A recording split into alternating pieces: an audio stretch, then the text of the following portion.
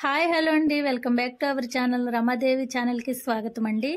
ఈ రోజు మన ఛానల్లో సింపుల్ గా ఈజీగా తెల్ల జుట్టుని నల్లగా చేసుకోవడం ఎలాగో చూపిస్తాను, చూసేయండి. ముందుగా అయితే ఒక బీట్రూట్ తీసుకున్నాను కదా, దానిని అయితే మెత్తగా గ్రైండ్ చేసుకుని జ్యూస్ తీసుకున్నానండి. ఇక్కడైతే హెన్నా పౌడర్ తీసుకున్నాను.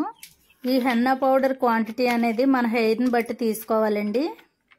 ఇది కలుపుకోవడానికి మీరు గమనించవలసిన ఒక విషయం ఉందండి. ఇనుప కళాయి మాత్రమే దీనికి యూజ్ చేస్తే బాగుంటుందండి.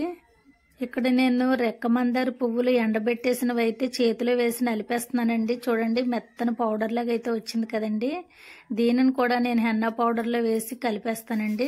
నాకు పువ్వులు ఉంటాయి కనుక నేను ఈ విధంగా వేసానండి. మీకు పువ్వులు దొరకకపోతే కనుక మార్కెట్లో మందార పువ్వుల పొడి ఉంటుందండి, అది తెచ్చుకొని వేసుకోవచ్చు.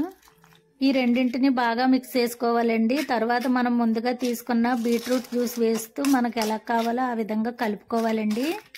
ఇందులో ఇంకా చాలా ఐటమ్స్ కలుపుతారండి. నిమ్మకాయ కలుపుతారు, అలాగే ఉసిరిపొడి కలుపుతారు, అలాగే పెరుగు కూడా కలుపుతారండి.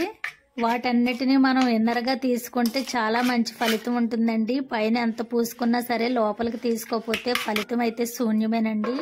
మీరు కావాలనుకుంటే డికాక్షన్ కూడా మరగబెట్టి వేసుకోవచ్చండి. నేనైతే బీట్రూట్ రసం వేసి కలిపేసి నైట్ అంతా ఇలా మూత పెట్టి అయితే ఉంచేసానండి. హెన్నా పౌడర్ ప్లేస్ లో మనం గోరింటాకు కూడా ఎండబెట్టుకుని పౌడర్ చేసుకుని యూజ్ చేసుకోవచ్చండి. న్యాచురల్ గా ఉంటుందండి. మార్కెట్ లో డైలీ ఏవి కూడా వేసుకోవద్దండి.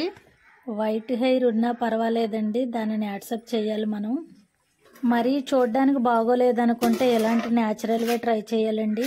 చూడండి, నైట్ అంతా ఉంచడం వల్ల ఈ విధంగా కలర్ అయితే చేంజ్ అయిందండి. బ్లాక్ గా కలర్ వచ్చింది కదండి.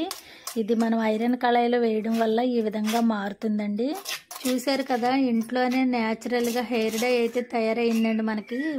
దీనిని వైట్ హెయిర్ ఉన్న దగ్గర అప్లై చేసుకుని 2 గంటల తర్వాత షాంపూ లేకుండా తలస్నానం చేయాలండి. ఈ డై వల్ల చాలా మంచి రిజల్ట్ అయితే ఉంటుందండి. యూజ్ అనుకుంటే కనుక మీరు కూడా ట్రై చేయండి. వీడియో యూజ్ అనుకుంటే లైక్ చేసి సపోర్ట్ చేసి సబ్స్క్రైబ్ చేసుకోండి.